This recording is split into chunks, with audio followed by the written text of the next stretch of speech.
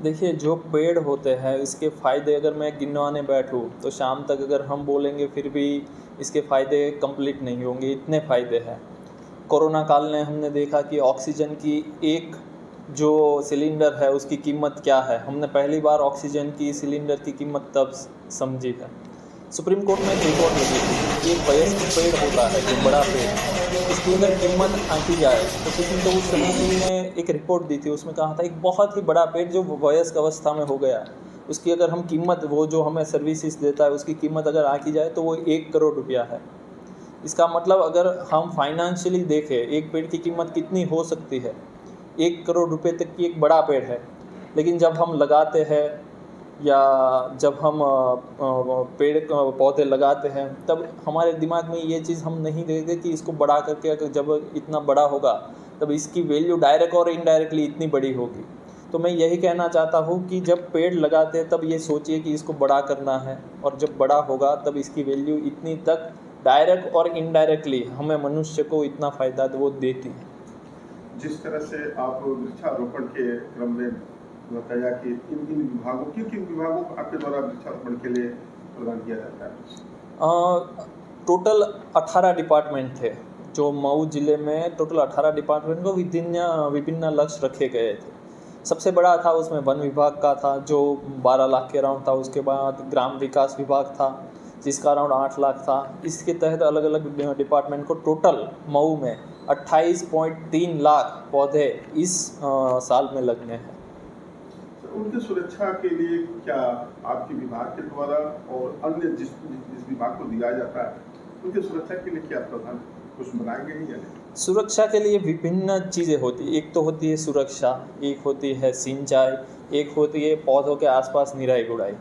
सबसे पहले सुरक्षा सिर्फ देखी जाए तो एक सबसे महत्वपूर्ण बिंदु होता है कि जन जागृति। जब अगर लोग कहाँ से पौधे मरते हैं, अगर जन जागृति नहीं है तो पौधे डायरेक्टली और इनडायरेक्टली जो बायोटिक प्रेशर हम कहते हैं, लोगों का प्रेशर, पशु का प्रेशर, वो सब होता है। तो इस साल ये मैक्सिमम फोकस किया गया था कि लोगों की डायरेक्ट और इनडायरेक्टली जो वृक्षारोपण सप्ताह हुआ था उसमें भागीदारी लोगों की जाए। उसमें ये भी प्रावधान किए गए थे कि विभिन्न नेता है जो जनप्रतिनिधि है उनको वहाँ, देखिए सिर्फ मैं ये नहीं कहूँगा कि पेड़ पौधे ही हमें सुंदरता स्वच्छता और ये सब देते हैं। मैं ये कहूँगा कि आप कुछ भी देखिए, अपने आसपास देखिए, कहीं पर आप कूड़ा डालते हैं तो भी डायरेक्ट और इनडायरेक्टली पर्यावरण को नुकसान करता है। कहीं पर भी प्लास्टिक डाल दीजिए, डायरेक्ट और इनडायरेक्टली कल जाके वो डिग्रेड नहीं होगा, क्लॉगिंग होगी, कहीं पर इधर नाला में वो फंसेगा, ज़मीन में फंसेगा। उससे अगर ज़मीन में फंसेगा तो वहाँ पर होने वाले पेड़ पौधे लगने वाले हैं या कोई जंतु है उससे दिक्कत करेगी। नाला में वहाँ पर फंसेगा तो जो पानी का बाढ़ का उत्पन्न स्थिति हो जाती है। इसी तरीके के अगर सम्मिलित तरीके से पर्यावरण को देखेंगे, पेड़ पौधे होते हैं वो भी उसका ही एक बड़ा पार्ट है।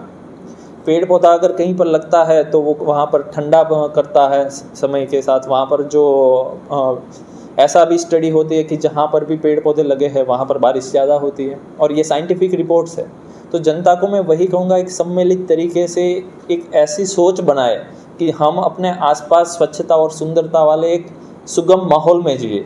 तो मैं यही कहूँगा कि उसके लिए जितना हम खुद से आगे, कौन हमें क्या कर देता है ये नहीं, अगर हम अपना घर स्वच्छ सुंदर रखेंगे, हम अपना आंगन स्वच्छ सुंदर, ऑटोमेटिक पूरा हमारा मऊ जिला में सुगमता, स्वच्छता और पेड़ों की हरितता की बढ़ जाएगी। है लोगों का प्रेशर, पशु का प्रेशर, वो सब होता है। तो इस साल ये मैक्सिमम फोकस किया गया था कि लोगों की डायरेक्ट और इनडायरेक्टली जो वृक्षारोपण सप्ताह हुआ था उसमें भागीदारी लोगों की जाए। उसमें ये भी प्रावधान किए गए थे कि विभिन्न नेता है जो जनप्रतिनिधि है उनको वहाँ पर हम सम्मिलित करें। विभिन्न NGOs है, जो सिविल सोसाइटी है, NCC है, बच्चे हैं स्कूल में, उनको हम इसमें भागीदारी करवाएं, ताकि अगर एक बार जागृति बढ़ेगी तो बायोटिक प्रेशर से होने वाली नुकसानी कम हो जाएगी। इसके अलावा एक और प्रावधान ये किए गए थे कि जो भी लोग सस्ते उपकरण जैसे कि प्लास्टिक नेट हो गई, पिंजड़े हो गए, आपके पास देखा होगा कि विभिन्न जगह पर पिंजड़े या ये ब्रिक गार्ड लगे हुए हैं, अगर हाईवे के पास आप देखेंगे तो उसके द्वारा भी परसेंटेज वाइज देखें तो उस परसेंटेज में भी पेड़ों की सुरक्षा की गई। जिस तरह से अभी आप बात कर रहे थे कि गुजरात और उत्तर प्रदेश में अगर मऊ जिला को देखा जाए, जिस तरह से गुजरात में किसी जिला को भी उठा लिया जाए तो वहाँ के वन विभाग और यहाँ के व्यवस्था में क्या अच्छा है और उसमें क्या सुधार लाना चाहिए? देखिए, देखा जाए तो वन विभाग जो यूपी का है काफ़ी पुराना है, अंग्रेज़ों के ज़माने से यहाँ पर है। गुजरात में भी उस समय राजा और वो प्रिंसली स्टेट से उस ज़माने का है। समय के साथ सुधार दोनों में देखे गए हैं। हमें यहाँ पर जो अभी के हमारा फोकस है वन विभाग का उत्तर प्रदेश में, वहाँ पर बड़ी संख्या में पौधे लगाने का फोकस हो रहा है। तो इस फोकस में हमें ये प्रावधान मैक्सिमम करने चाहिए कि कैसे उस पेड़ के रख रखाव करके बड़ा किया जा सके। गुजरात में अभी इतना बड़े लक्ष्य नहीं हो रहा है, तो वहाँ पर देखिए 2 तरीके से स्ट्रेटजी बन सकती है। एक तो आप बड़ी संख्या में पेड़ लगाए, दूसरा हो सकता है कि छोटी संख्या में लगाइए, उसकी मैक्सिमम एक पौधे पे आप फोकस करिए। यूपी में इस दोनों चीज़ को कंबाइन करके एक स्ट्रेटजी बनाई गई है कि ब्रिक गार्ड उस तरीके से भी पेड़ लगे और नॉर्मल वाले जन सामान्य से भी पेड़ लगे। गुजरात में ये स्ट्रेटजी अगर देखी जाए तो मैक्सिमम वो वाली है कि एक पेड़ पे लगा के कितना फोकस मैक्सिमम बचाने के लिए की। लेकिन दोनों स्ट्रेटजी कंबाइन, क्योंकि बड़ा प्रदेश है हमारा, जियोग्राफिकली भी बड़ा प्रदेश है, तो उसमें हम देखा जाए और ओवरऑल फॉरेस्ट गुजरात में ज़्यादा है, 11% फॉरेस्ट वहाँ पर है, हमारे यहाँ कम है, अराउंड 6 to 7%।